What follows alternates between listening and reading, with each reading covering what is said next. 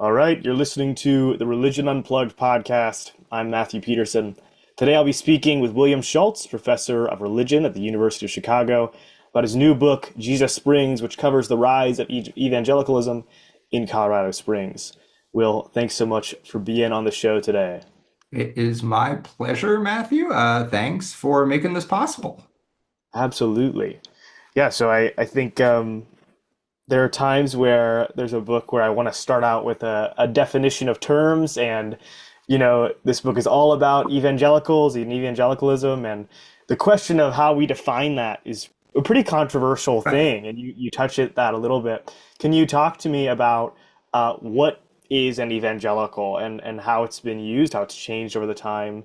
But what does that word mean? Yeah. So, as I think even a casual observer will notice, there are lots of ways of thinking about who or what is an evangelical, even as they recognize that there is some there, right? That it is a useful term. A couple of scholars have argued for throwing it out entirely, for being too imprecise. But I think, and I try to argue in this book, that we can gain a lot if we think about evangelicalism as an American social movement. And that is how I try to grasp it in Jesus Springs, as not simply a set of beliefs or a particular kind of consumer culture, but as a social movement that's seeking to reassert the role of Christianity in American society. And what I argue in the book is that we need to see evangelicalism as it exists today, as we talk about evangelicalism today, as a product of the late 19th century Protestant revivals, as embodied by people like Dwight Moody, which are populist, are aimed for as wide an audience as possible, which eschew social activism and instead focus on individual transformation.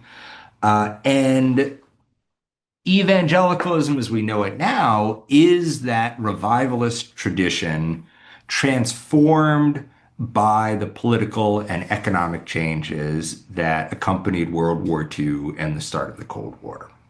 So, what I call evangelicalism in Jesus Springs is a tradition of revivalist Protestantism that seeks to reassert Christian power in America, that does so through mass media, and that is stamped by the ideas and institutions of the early Cold War. Um, and through the book, I try to make a case that that's a helpful way to understand evangelicalism, and that if we understand evangelicalism that way, we can get a better understanding of things like Christian nationalism in the present. So that's how I try to make a contribution to this, as you said, very tangled, very controversial debate over what is evangelicalism, who is an evangelical. Yeah, yeah. I think for a lot of people, when they hear that term, their mind usually goes to the South, to Southern United States, and sort of that sort of Baptist non-denom culture. But you really hammer home that it has a lot of basis in the West, in Colorado Springs in particular. So I'd love for you to sort of defend that argument, first of all, and talk about Yeah. why Colorado Springs is so important to the evangelicalism that we know today, and also in how intentional it was that this city Right. was chosen versus it just became that. Yeah, yeah. So for people who might not know of why Colorado Springs is significant to evangelicalism, why some people nicknamed it Jesus Springs or the Evangelical Vatican, from the 1940s onward, it became the home of an extraordinary number of evangelical Christian institutions. It's hard to keep an exact count of how many, I've seen various numbers thrown around, but depending on how you define organization, there were at least 100, if not more, in those decades in Colorado Springs. And while some of them were very small, kind of institutions run out of somebody's basement, others were enormously influential.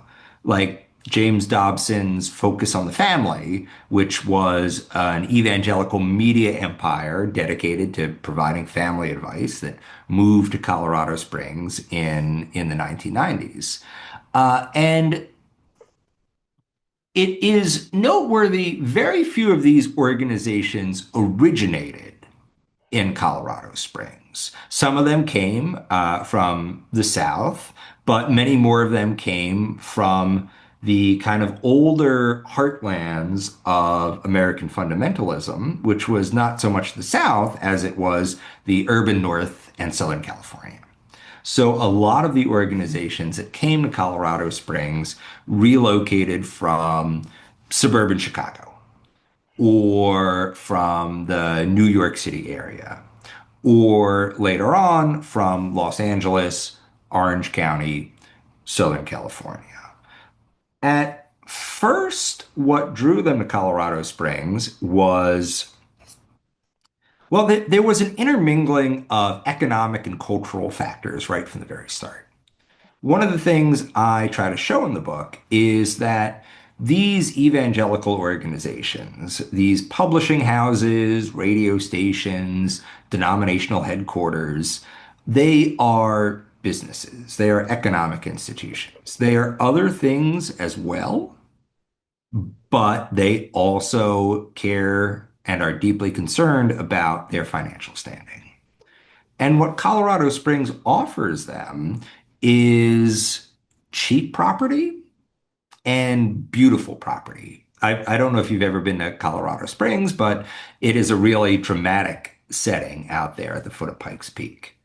And so, what Colorado Springs, what its business people were able to offer evangelicals was, hey, if you come here, you can build these enormous headquarters. You can set up these huge summer camps, which are going to provide a tangible witness of this project of Christianization that you are pursuing. You will be able to fulfill your dreams in Colorado Springs because you'll be able to afford your dreams. And at first, it's just a couple organizations. Young Life in 1947, the Navigators in 1953. But, and this gets to the second part of your question, the sort of intentionality of it, as the reputation of Colorado Springs as a friendly place for evangelicals grows, more and more organizations start coming there. There's a certain kind of synergy between them. They work well together, they exchange ideas, they exchange employees, and as the city gets more evangelical organizations, it starts to get a reputation as an evangelical friendly place. And evangelical organizations want to go somewhere where they are wanted. They want to go to a place where they feel like they are in tune with the culture. And Colorado Springs, which has always been a very conservative, um, a business dominated community seems like the kind of community they want to be part of. So there's no single person who sets about trying to make Colorado Springs Jesus Springs, but rather it's a chain of events of evangelical leaders making decisions, and then beyond them, of federal policymakers making decisions to funnel defense money to Colorado Springs, which make it a viable option in the first place. So what you have is changes in evangelicalism meeting changes in the American economy to transform this city from a kind of out of the way mountain resort into this hub of evangelical Christianity, which was a position it held from the 1980s, 1990s, and 2000s, though it has since diminished somewhat. Hmm. Yeah, and you mentioned in there, how the Department of Defense becomes a key part of Right. Colorado Springs, and just the military bases that are over there. I have friends over there whose parents are in the Air Right. Force and things like that. I think there's just a strong military presence, and you also bring up that the Cold War was pretty instrumental in the shaping of what evangelical culture is. Can you talk larger about how the language of war became a key identifier Yeah. of evangelical culture, and why that was that way, and how that's sort of been expressed? Yeah, so I think we're used to hearing the phrase culture war thrown around, or sometimes in the present from more Pentecostally inclined groups, the idea of spiritual warfare. And what I found in Colorado Springs is that a lot of the early culture warriors in the 1970s, 1980s, and 1990s were actually drawing on the language of the Cold War when talking about cultural conflicts, because many of them had been deeply involved in anti-communist activism during the Cold War. And the clearest example of that kind of continuity was a minister and author and activist named David Noble, who came to Colorado Springs in the 1960s as part of the Christian anti-communist crusade, helped to establish an educational institution in Manitou Springs, near Colorado Springs, called the Summit. And for the next couple decades, he used the summit as a place to inculcate this very conservative Christian worldview. And one of the things he argued was that the Cold War was just an expression, a single expression of a broader struggle between the forces of God and the devil, of good and evil, of light and darkness. And he never abandoned that framework, even as the Cold War itself waned and ultimately ended in the early 1990s. Rather, he increasingly understood fights over abortion and gay rights as part of the same battle as the Cold War. And it is David Noble who, in the 1980s and 1990s, leads the shift in Colorado towards attacking gay rights, using the same language of conspiracy, contagion, infection that they once deployed against communism. Only now the enemy is gay rights. For Noble, for the people associated with his summit ministries, for the people associated with Colorado for Family Values, the culture war was a continuation in many ways of the Cold War.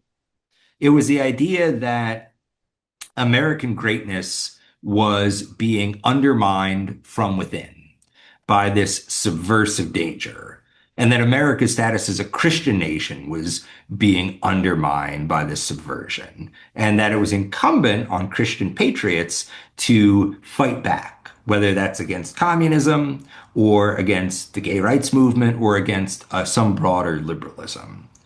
So the talk of culture war doesn't come out of nowhere. The idea that we are locked in an existential struggle. That is, I think, very much a legacy of a certain way of thinking promoted in the Cold War.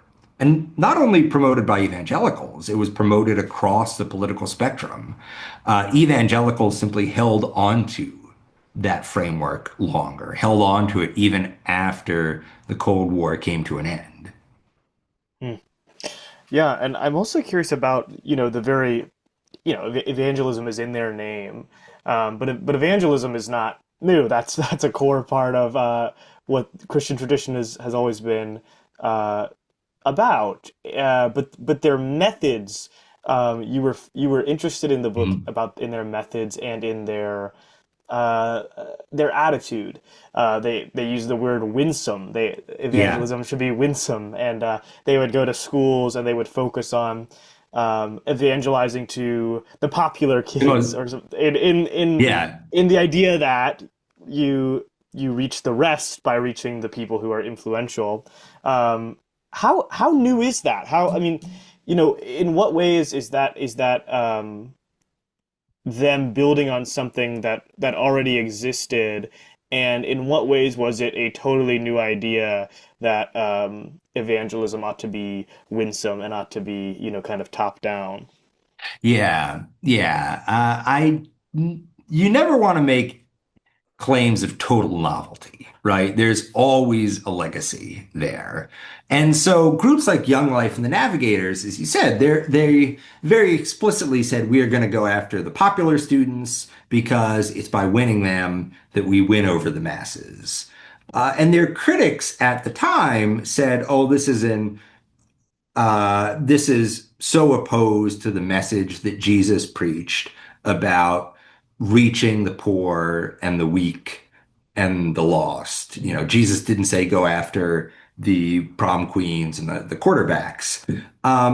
But, any study of Christian history, religious history shows that one of the ways Christianity spread was by soliciting, seeking the support of, and converting the rich, the influential, the powerful.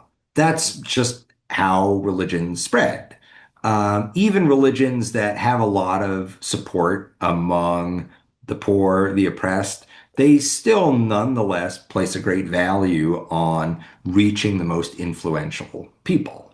And so, in that sense, there is not anything entirely new, although they certainly use new kinds of media, radio, and then later television to promote this message. I think what is kind of distinctive here, and what I try to talk about in the book, is their confidence, the confidence of groups like Young Life and the Navigators, that American culture is on their side. Sure, the United States is has sites of wickedness. Sure, it is in some ways fallen away from God. But in the 1940s and 1950s, this national religious revival gave evangelical leaders the confidence to think that American culture really was going in their direction. And that all they needed to do was persuade the right people here and there, and they could finally fulfill this long cherished Protestant dream of making America a truly and entirely Christian nation. This was, as other scholars have pointed out, the era when um, uh, one nation under God is added to the Pledge of Allegiance, where there are lots of very public declarations of religious faith among politicians, military leaders, celebrities. Evangelicals look at all this and say, yeah, this is our hour. So while the targeting of the popular is not new, the sense of confidence and the fusion of their mission with a sense of American mission is, I think, what sets apart this version of evangelicalism from earlier versions of this phenomenon.